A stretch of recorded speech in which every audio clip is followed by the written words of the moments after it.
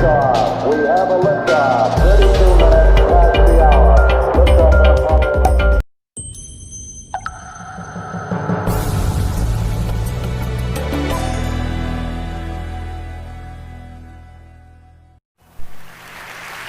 Okay, so brace yourself for a very emotional speech.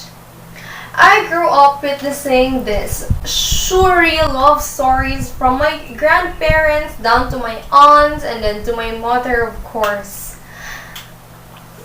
I could narrate every details of their love stories, from how they had their first butterflies in their stomach and how, of course, they ended up with each other. I mean, who couldn't? If every time we speak, we gather together, we sit in the couch, they would always talk about this and reminisce with us.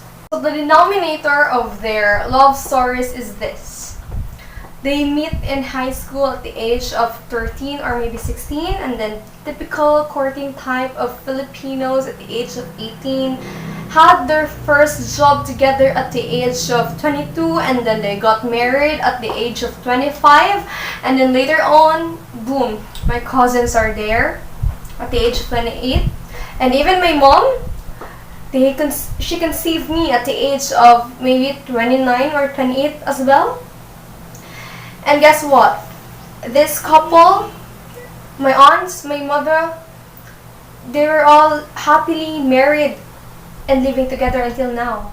So according to Brandon Gale, 25% of the population marries and meets their soulmate when they were in high school. So this is probably 16 years old. And another interview says that 25% of women marry their first love, which is they meet during their high school as well. And what's funny growing up in this kind of family is that whether you like it or not, you would really expect and think the same thing would happen to you. When I had my first, this so-called true love that is not even true, way back in my junior high school years, I thought that was it. I can already see myself walking down the aisle with these roses in my hands. That was a flop. And after that, I questioned every saint in the cathedral asking why it didn't work.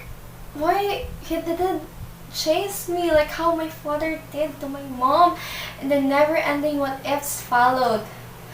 After that, my heart didn't give up. The books that I've read during my junior high school years didn't help me at all. With this bad boy thing, in the novels with perfect jaws, changing their lives and having their character development for their Juliets, protecting their women. I just woke up one day broken-hearted with a man that is uncertain. His failing grades, typical rebel son in the family, and with a bad reputation with women. And until now, I can't describe the expressions of my friend's face whenever I told them that I dated this guy.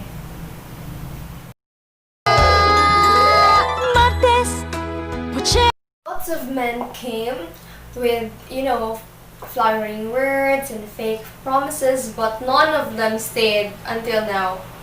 So during these days, high school days, senior high school days, I've lost a lot of friends. I've lost myself, and also I've doubted my worth. And the list goes on. So according to Mariel Co's research, people successfully settle down with a person they meet during the age of 25. Nevertheless, if the younger me would see me now, I'm sure she would think my life is depressing. But no, these mixed signals, fake promises, cheating issues, ghosting things, and emotionally unstable men, if you force them to be yours, that is depressing. Now, what you need to do during your high school days is for sure not to chase and not to find love at all. Because these are the best days. These are the best years to build friendship, to build your self-esteem, and there's a lot of opportunities flooding towards you. Yes, experience is the best teacher, but you don't have to experience it all to learn. A risk is not worth it during this stage, during this age, if it conditions you to lose yourself. Also, this happiness, love, belongingness, the feeling of being heard and validated, you can find it everywhere. You should chase your dreams rather than chasing people because your dreams won't leave you. You should grow as a person, and who knows, in the process of your growing or during your best, you'll meet him or her. During your 20s, expectations is your biggest enemy. And if there's expectations, there is pressure. But honestly, as long as you're doing well and you're giving your best to your things, who cares? Life wouldn't care neither.